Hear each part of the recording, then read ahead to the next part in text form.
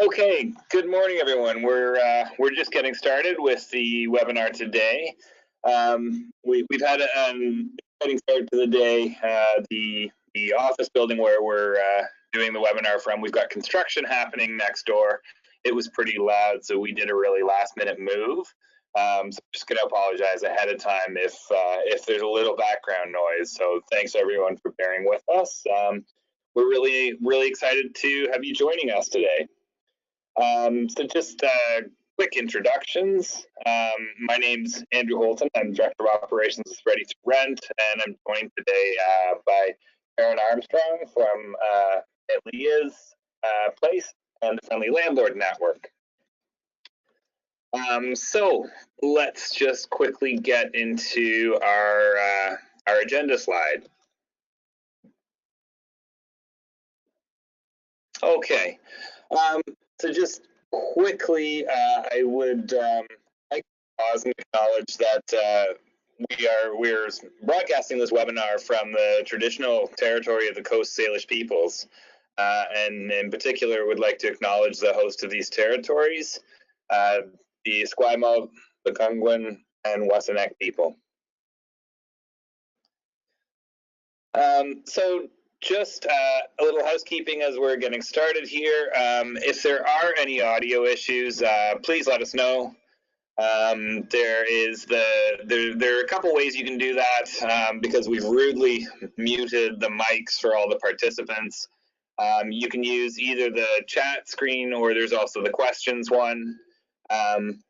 Because we'll be taking questions towards the end of the webinar, if you want to use the questions one mainly for questions, that's awesome. And then chat if you want to just let us know if there's any problems with the audio or the display. And dive into the agenda a little bit more. Try and keeps us to about 30 minutes. If people have a lot of questions, we're okay to go a little bit longer. So we're going to start off with telling you a little bit about the two organizations that are partnered on this project. We're going to give you the quick Cole's notes on what is a landlord risk mitigation fund. And then we're going to tell you a little bit more about what this project is about. Then we're really going to get into the meat of this presentation, which is the overview of the way that landlord risk mitigation funds are currently being used, some of the key features and aspects and facets. And then we're going to let you know about the toolkit release, and that's another tool that's connected with the project. It's going to be a lot more information. If this is a topic you're interested in, we're hoping that that's a great resource for people to use. And we'll wrap it up with a little bit of question and answer.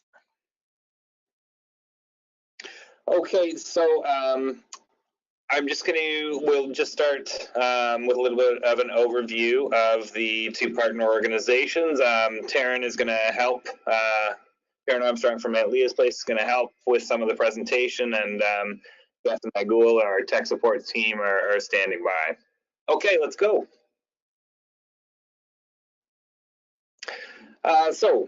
My name is Andrew Holton. I'm the Director of Operations with Ready to Rent. You'll see that we have this RentSmart logo, and that's because RentSmart is the main thing that we do. So we're a charitable nonprofit located in Coast Salish territory, also known as Victoria on beautiful Vancouver Island. We won't mention the weather. So RentSmart is the education model that we deliver, and essentially it's a series of programs that are really geared towards education around successful tenancies. We do it as a train-the-trainer model, so we train people from community organizations to deliver the programs, and there's a network of 600 educators across British Columbia, Alberta, Manitoba, and Ontario. And they're delivering RentSmart courses to about, I think, roughly about 1,000 tenants a year, with that number going up every year. And yeah, that's what we do. If you'd like more information, absolutely please give us a shout and check us out at readytorentbc.org. And pass it over to Taryn. Thanks, Andrew, and thanks everybody that's joining us today. Like I said, I'm Taryn Armstrong. I'm the program coordinator for the Friendly Landlord Network over at Aunt Leah's Place. Aunt Leah's is a nonprofit based in New West, and we've been in operation for over 30 years. We intervene with youth at the exit and entry points of the foster care system. So basically when youth age out of the system at 19, and we also support young mothers who are at risk of losing custody of their children, therefore entering the system.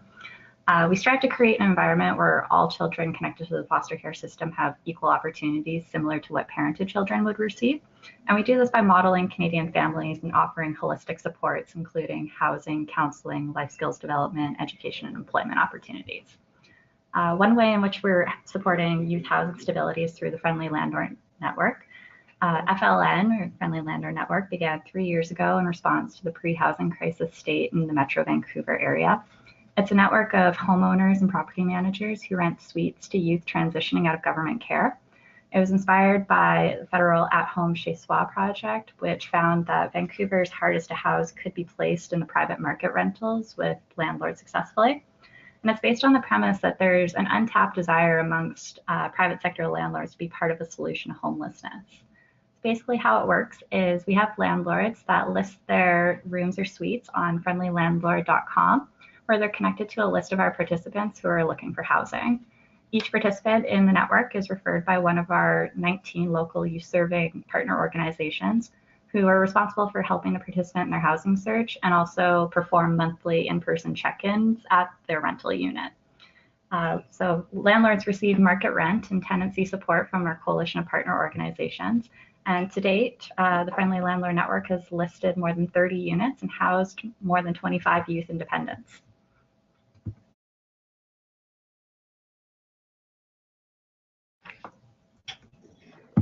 Okay, great. Thanks, Taryn. Yeah, Aunt Leah's Place, awesome organization, and we're really excited to be partnering with them on this work. We just go to the next slide. So, what is a landlord risk mitigation fund, and why are we so excited about them? So, just a note: landlord risk mitigation funds. They're called different things. This is probably the most generic version that we could come up with. And it sort of touches on all the different names that are used. Essentially, they serve as a third-party financial guarantee for tenants who are likely to be perceived, and perceived being the operative word, perceived as high-risk tenants. And so what is the risk that we're talking about?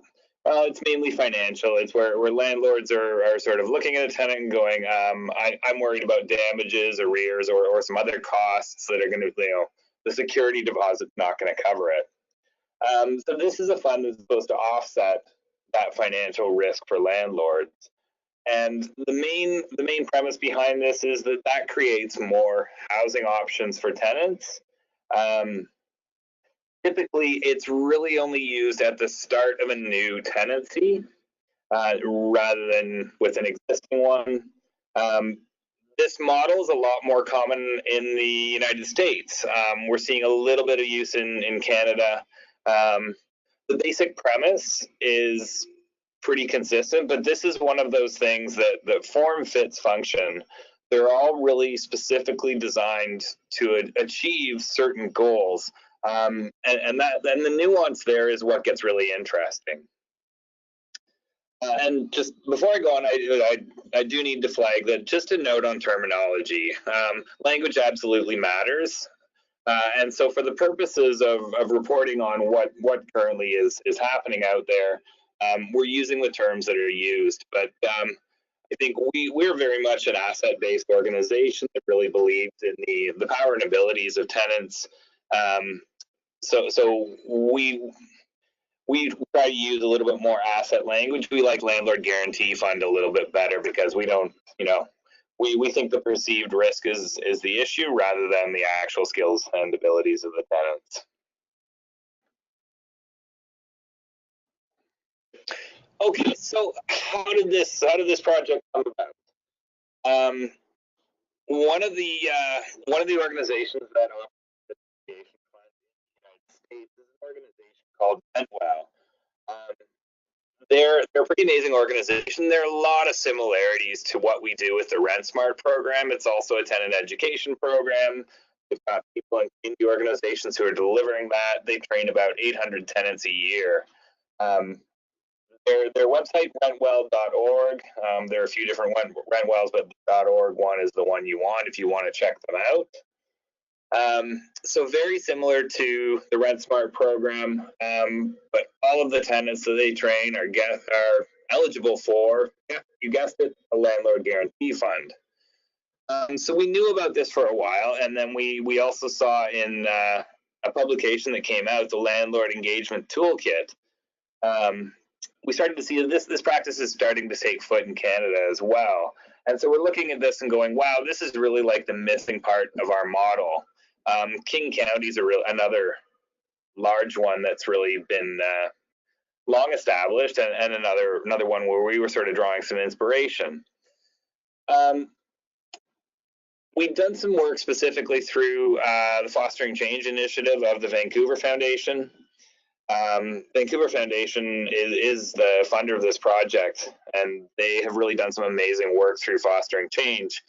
Through that initiative, not only did we have this amazing connection with Aunt Leah's place, but we started to think that, landlord risk mitigation funds or landlord guarantee funds, that plus tenant education could really, really open some doors for youth who are exiting care. So we had a conversation with Aunt Leah's place and started to form a partnership to see if we could figure out how we could get one of these things going. We approached the Vancouver Foundation, and they were able to fund a small project to do some research that we would be able to then share with other community partners who are interested in this sort of thing. So the project really, we started about a year ago, began with researching current practice. We did some interviews with both some of the American fund operators as well as a couple of the Canadian fund operators. We did some fantastic focus groups with youth from Aunt Leah's place, and really just sort of asking them, would they see value in this? Was this something that they would use? What sort of input did they have on how to make it work? That really, really helped. We also had the chance to do focus groups with landlords from the Friendly Landlord Network to get their take on it as well. And that brings us to the webinar. The webinar, really, we're just trying to share stuff at a pretty high level. We'll be following that up with the release of a toolkit, and the toolkit's really geared towards other organizations that are in the same place of looking at this and going, is this something that could work for the community we serve? That toolkit we'll be releasing on February 14th. Maybe a couple days earlier, but absolutely by February 14th. And we'll make sure everyone who registered for the webinar gets that link, and it'll be available ongoing. And where we're hoping this is taking us is a pilot project to actually get a fund up and running. And I think we're really interested in seeing how we could scale it up for use in a number of different places. So yeah, that's kind of the project in a nutshell. All right, so now that Andrew has walked us through some of the finer points of what a landlord risk mitigation fund is, I think it's important that we talk about what it isn't. In particular, a landlord risk mitigation fund is not a rent bank, which is essentially a household loan to pay overdue rent and prevent eviction. That's kind of its own separate entity. It's also not a rental subsidy, which helps low-income tenants with additional money for rent. A lot of risk mitigation funds will cover tenants who are eligible to receive rental subsidies, though, so make sure to note that. It's also not tenant or landlord insurance, which usually covers tenants' contents and belongings and protects property owners from expenses resulting from negligence or general liability, such as like fire, vandalism, that sort of thing.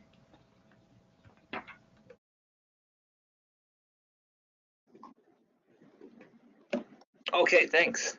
So in terms of who uses the risk mitigation funds, historically what we see is a definite connection between the spread of housing first and the use of risk mitigation funds.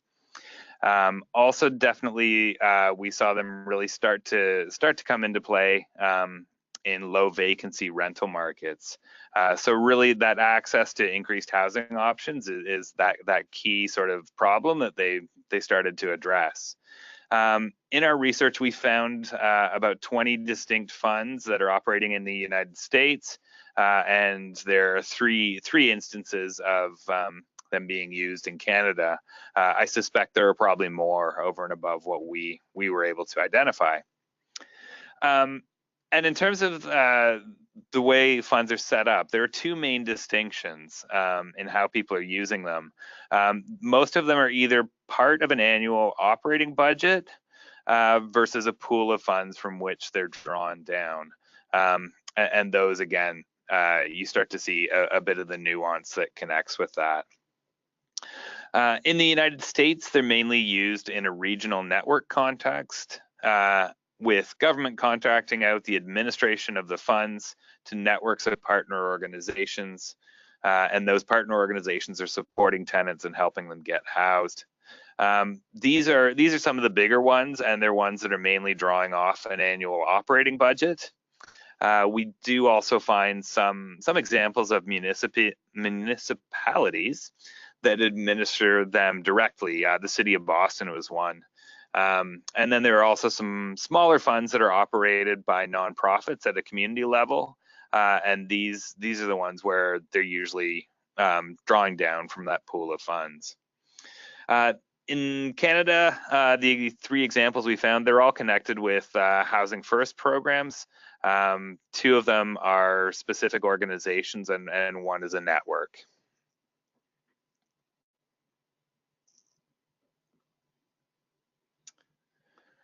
So, as you might gather, are they connected with other programs? Yeah, absolutely. They're not really used in a standalone approach. A lot of the US examples are connected to housing choice voucher programs, and that's along the lines of what we would consider like a rent subsidy, federal funds that sort of filter down through state, county, and municipal levels. And those are also a lot of programs that are helping people who've been homeless in transitioning from shelter to housing. There are a number of funds as well that are connected to programs and sort of initiatives and strategies for housing homeless veterans. Those connected programs run a really big range of variety, and they sort of, at one end, they're supporting people who have really high long-term support needs, often people who've experienced years of chronic homelessness as well as other challenges. And then at the other end of the scale, you sort of got programs that are a bit more transitional. They're helping people overcome shorter term challenges like lack of tenancy references. They've been through maybe evictions, and they're also just sort of struggling with negative credit history and unemployment. So really, it's a big variety, and this is where the nuance in the fund design really starts to show. Regardless, it's also not hard to see that the tenants in some form or another are likely to face some sort of discrimination and stigma when they're applying for housing. And if they're struggling to access housing, that just compounds things and makes everything worse. So the funds really, you can see that's how they're helping to address this by increasing that access to housing. What's really interesting is also that in some of the data we came across, there were some other focus groups that some of the operators had run, and it showed that landlords really like the financial peace of mind, but they also really like knowing that the people that they're renting to have supports, and that there's someone that they can call if they're concerns about the tenancy or the tenant. So I think that's a really important piece to remember, that connection to programs. It's part of what makes this work. Alrighty, so the $1 million question, where does the money come from? The majority of risk mitigation funds or landlord guarantee funds are coming through public sector funds that are earmarked for housing support or homelessness initiatives. But there are several examples of funds that are raised in whole or in part through private donations, seed funding, or a combination of blended funding sources. One notable example that's kind of interesting is in Miami-Dade County, they offer a homeless trust, which has a claims-based damage mitigation fund that's funded through a 1% food and beverage tax. So that's pretty neat. Another thing to note here when you're considering setting up your own risk mitigation fund is that grant funding can often be difficult to acquire for these types of projects because grant funding typically is required to be used by a certain period, whereas these funds, if all goes well, should be sitting in as like an assurity and shouldn't generally need to be used.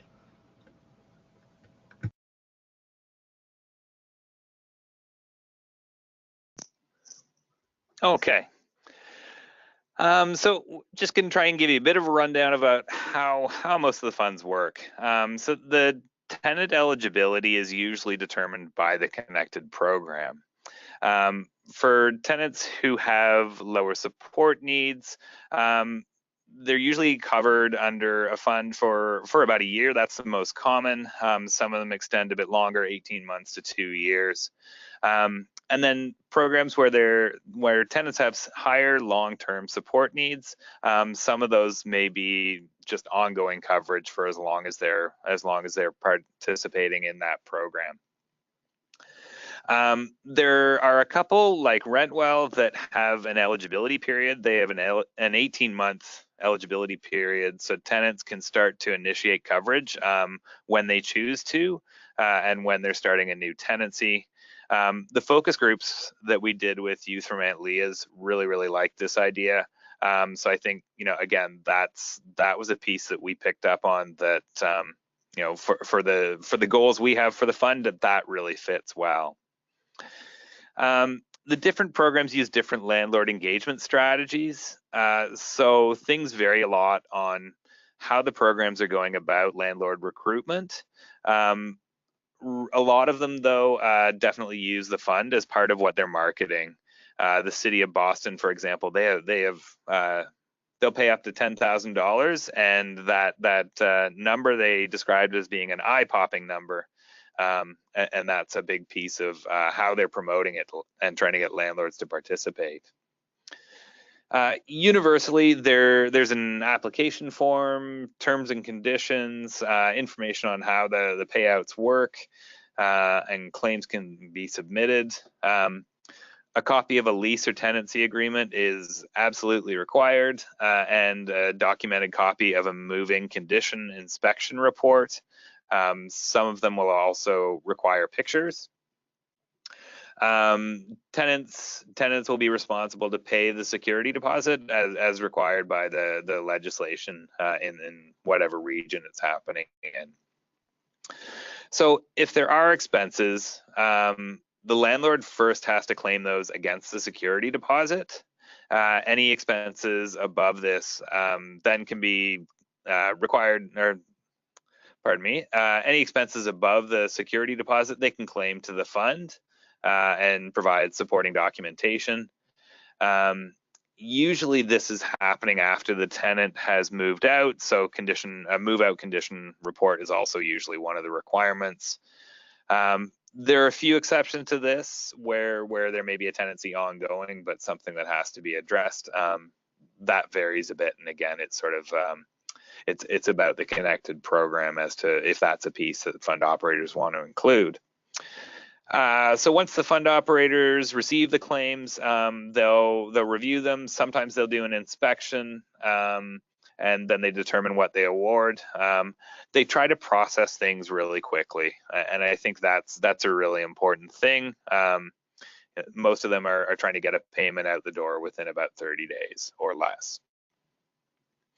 And also just interesting to note that some landlords, they may have one negative experience with the tenants and need to file a claim, but then they'll continue to take tenant referrals from the programs. So sometimes this payout can also salvage the relationship.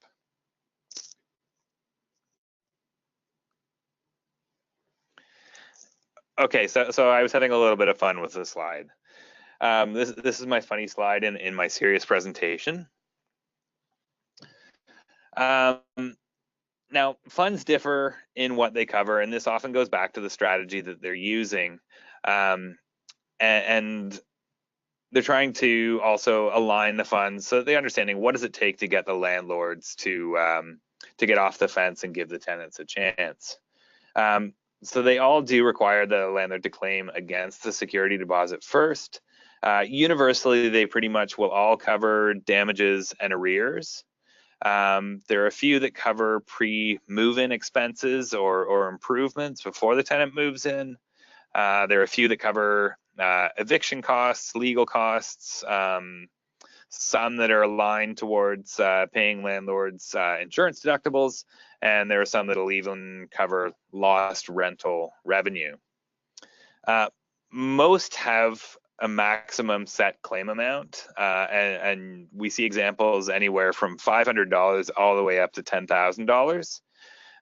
Most of the current funds are in the range of sort of $1,500 to $5,000, and they'll have some set limits on this much for arrears, this much for damages.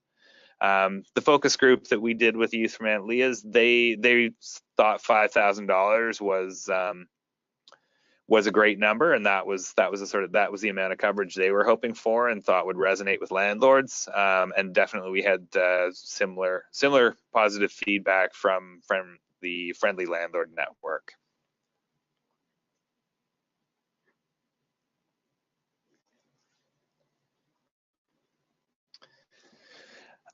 So definitely the amount of a fund, the amount of coverage that's being offered can be part of your landlord engagement strategy. But of course, you've got to remember that if that's the fund you offer, you've still got to honor that payout, right? So if you're like me, you're starting to think, so how many people can we cover for how long, for how much? And so then how much money do I need in my fund to get started? So that's definitely part of the thinking. But then I think there's also the counterpoint, and these are the ones that are using an annual operating budget to pay out claims. The Canadian examples we see take a much less formal approach than the American ones. Most of them are not using a cap on claims, but they're programs where they're really regular home visits. There's like a landlord hotline and a support team specifically for landlords as well. So I think good to remember there's not just one way to do this, and again, form fits function. So we just had someone pointing out that Ontario does not have damage deposits. Yeah, and security and damage deposits, it's different all over the place. Even in the U.S., sometimes it's as high as 2 or 3 months, the equivalent of 2 or 3 months of rent. Usually there is, just about every region requires a little something or a large something, but absolutely it varies. Usually that's some sort of money that the landlord is holding by way of some sort of deposit and a bit of a recourse that they have to claim if the tenant makes damages. But absolutely, whatever legislation that you're dealing with, you want to design your fund to fit that.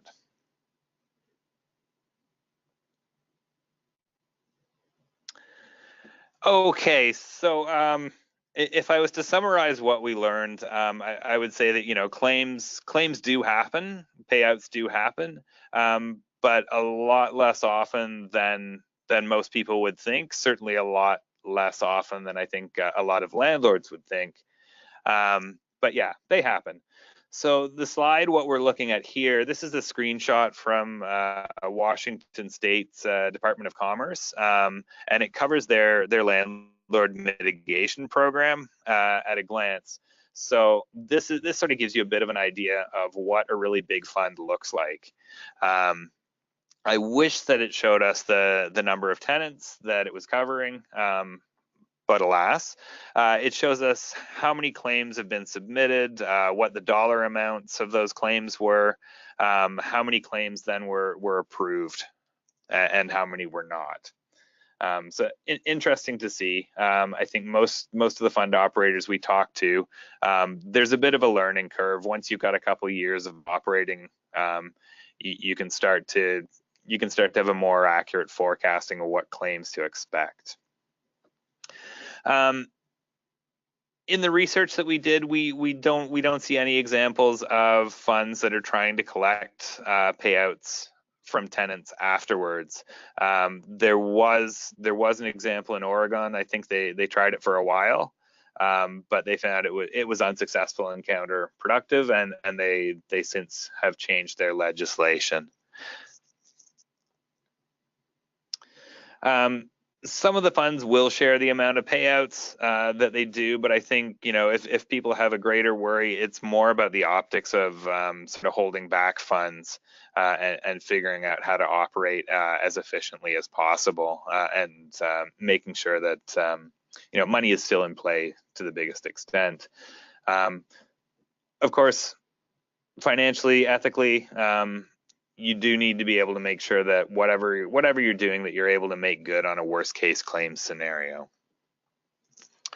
So we just got a question there. Is the payout numbers per year or over the lifetime of the fund? If lifetime, how long? I believe this is for a year, but absolutely you can this is one of the links. We've got the link to this screen in the toolkit report, and happy to share that. Yes, Google is reminding me that I said we'd answer questions at the end, so I'll keep on point, and we'll just keep going, and yeah, happy to answer those as we go, or I mean at the end.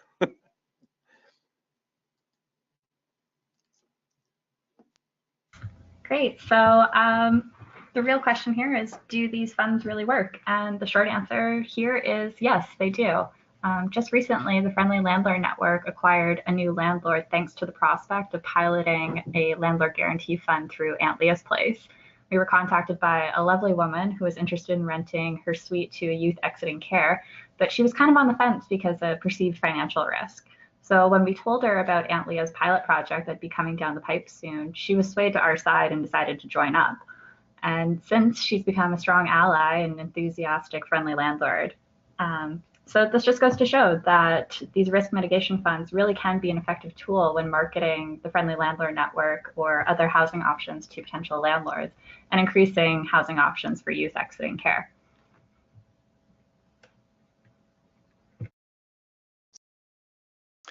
Yeah, thanks, Sharon. I think what I would add as well, just, you know, I think it's a piece of the puzzle. It's not a silver bullet, but I think a lot of times that the risk that's perceived is rarely realized.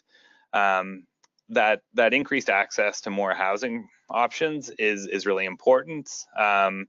Particularly if you're dealing with like a low vacancy rental market like we have across most of BC. And this is a tool that fits many programs. There's, you know, as I said, not one way to do it. There are a lot of options. I think having that point of contact is also one of the things that really helps. And that, you know, that point of contact, there may be some intervention there that can help prevent evictions as well. I think also when landlords and tenants are ensuring that the proper paperwork gets done, that oftentimes helps both of them. The funds also, they're helping landlords make a more social choice, but also understanding that it is, there's a business aspect to it as well. And I think the funds also, they're helping tenants establish references, establish credit or rebuild credit. They're getting access to education about renting. Those are all things that you know, they're assets that are really going to help people in their lives. And where we're seeing that low drawdown, I think, yeah, pretty cost effective.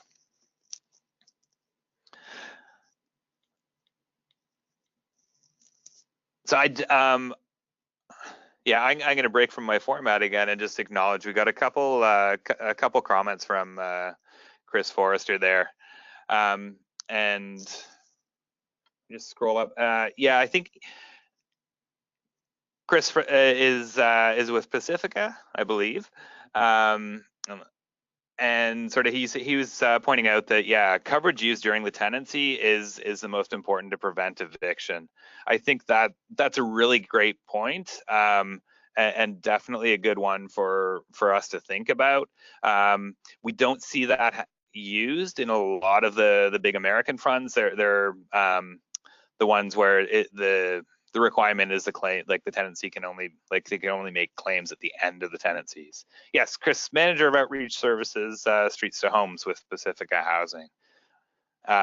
Chris helped us with some of the research, so awesome to have him on the webinar. And yeah, I think agree absolutely.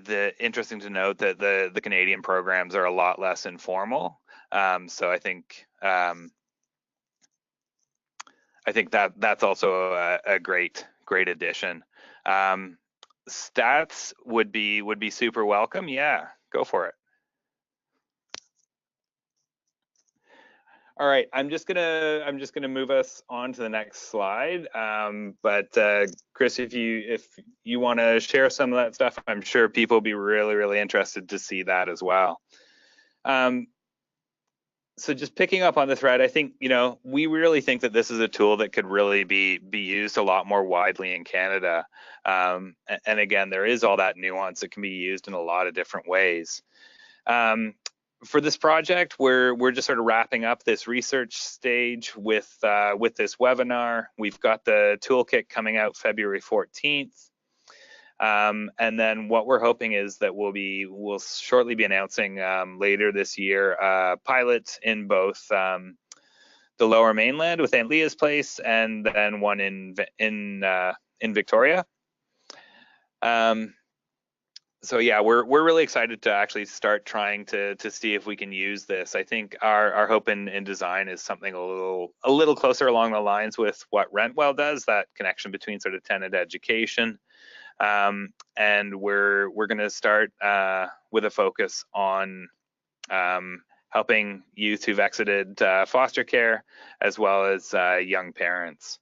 For there, we're hoping this starts to morph into a larger demonstration project, and we're going to line up evaluation and measurement with that. And I think we're hoping that that's going to help spread our sort of community of practice within Canada, start to raise the attention with public sector as well. And yeah, long term, we're hoping to see this as something that's available to all youth leaving foster care, and certainly anywhere else that this could make a difference.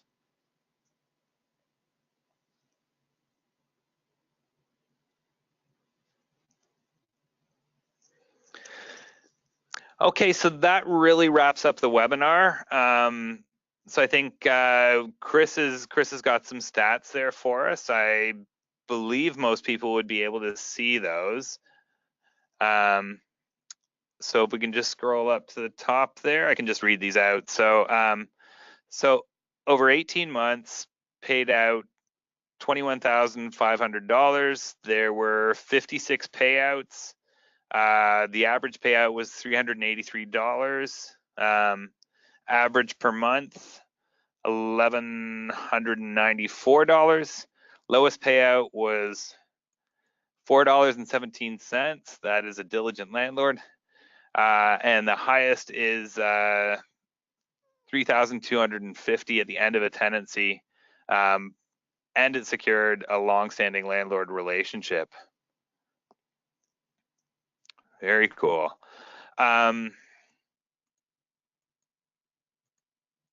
All right, so that kind of wraps up the webinar. Chris, thank you so much for sharing that. I think that's, you've got some great experience, and it's really helpful to understand some of the dollar amounts in play, as well as the extent and reach of that coverage. So we're just going to move now to some of the questions.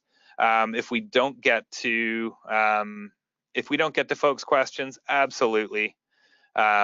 Please follow up with us, either Taryn or myself. Happy to answer questions. So let's go. First question I've got there: does the landlord guarantee travel with the tenant if they move to a new rental unit with a new landlord? or is the intention to keep the guarantee with the landlord as a landlord engagement retention tool? Interesting question. I think the examples that we've seen, I'm actually not sure if I had found that level of detail in the examples that we've seen. I think definitely those are options.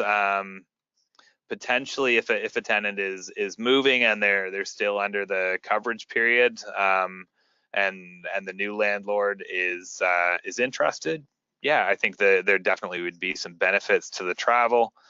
I can see it also being a little challenging, just in terms of,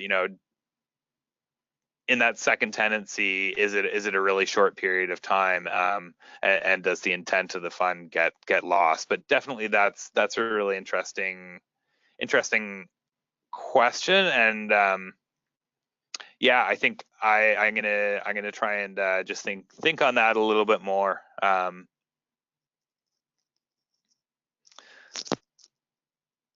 Okay, I'm just gonna pass the next question over to Taryn, and so the next question is, just to confirm, there is no landlord risk mitigation fund in Ontario, Canada.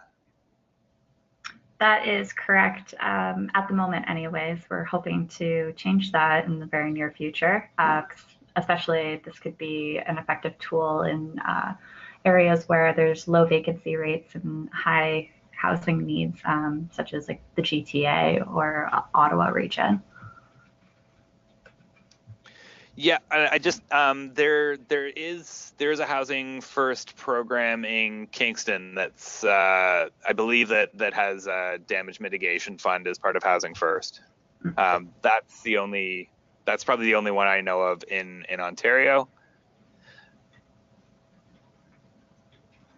Okay, so let's go next question. Where is the accountability piece for the tenant? That also a good question. It depends a little bit on the programs. So the tenant is usually required to have some level of participation in the tenancy. A lot of, like Rentwell, for example, the tenants have to participate in a 15-hour tenant education course to be eligible for the fund. And then usually they're the ones that have the paperwork, and they're going out and securing, they're going out and putting out housing applications, and explaining to landlords about the fund, getting them to sign the application forms. And then the tenant is also then, their security deposit is what's going to take the hit first.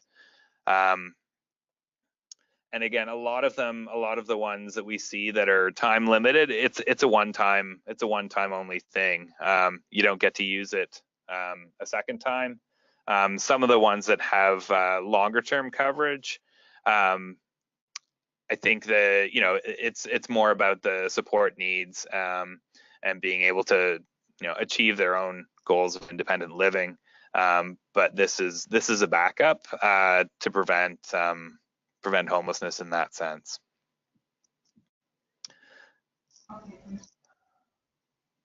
Okay, Taryn, do you want to take this next question? Is there one in BC?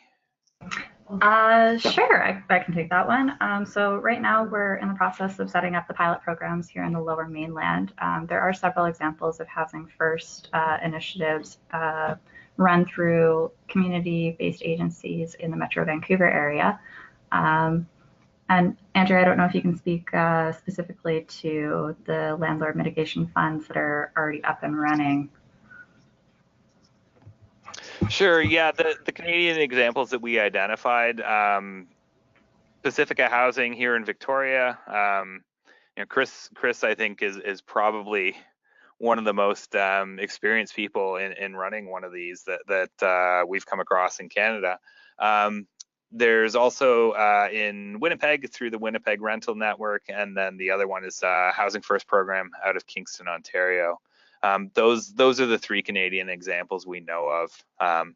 again, I suspect that there may be something similar but more informal that's used by other housing first programs or streets to homes as well. So next question there. Oh, and Chris, just sort of also to that further conversation about, does the fund stay with the tenant? With Pacifica's programs, yes. Chris confirms that it follows the client with their participation in Pacifica programs. So is there any concern that tenants become complacent knowing that any damage or arrears that occur, a fund will just take care of it and the tenant's off the hook for being responsible for themselves? Yes, I think to some extent, is that a fair concern? It is. I think I think we work with a lot of tenants and landlords, and I think most people enter into the tenancy with good intentions of trying to have a safe, stable, and happy home. The fund operators that we talked to, none of them were really finding that this was a really common concern. Most tenants are really like, they're trying to live happily, and just having a fund. Having a fund there to sort of take care of it. I think that they understand that it's their money on the line first, and most people are not trying to jeopardize their programs. So I don't think it's really generating complacency. It absolutely is a bit of a safety net, and I think the impression that we've gotten from the interviews is that most tenants take it pretty seriously. I would just add to that, when we did the focus group with Aunt Leah's place, with the youth, that was something that they talked about as well. And we had some good debate back and forth. And I think the conclusion that they came to was that, people will make mistakes,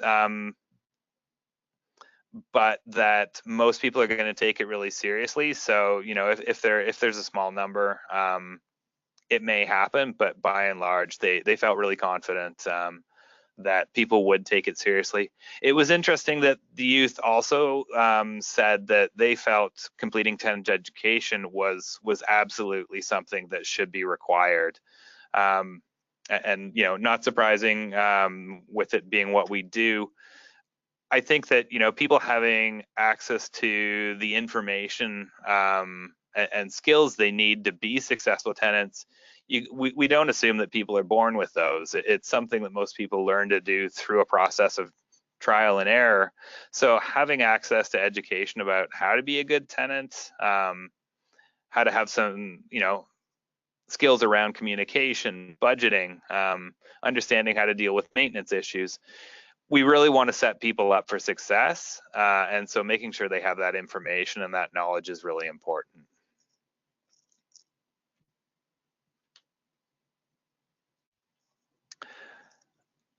So we get another question. So are the programs attached to Housing First programs or just housing programs in general? So across the United States, definitely there's a bit of connection. It's not exclusive. In Canada, they are, I believe, specifically with Housing First programs.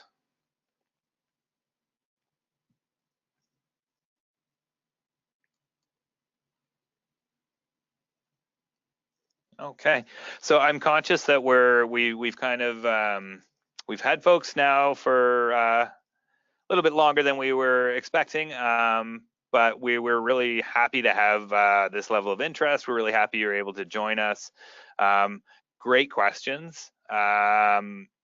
Hopefully we've answered some of them. I think there were a couple that definitely have spurred a little more thinking for us as well. This is definitely, it's a work in progress and a versatile tool that's used in a lot of different ways. we will make sure everyone has the link to the webinar that'll be recorded and posted, and we'll make sure that everyone gets the link to the toolkit. We're absolutely happy to keep having conversations or answer any questions. We think that this is a really, really exciting tool, and definitely could get a lot more use in Canada. Was really happy to have Chris join us as well, and just to be able to share some of those statistics. Okay, well, thank you, Taryn, Agul, and Jess for all the support. Glad to have everyone join us, and yeah, look forward to advancing this work. Thank you. Thank you, everybody.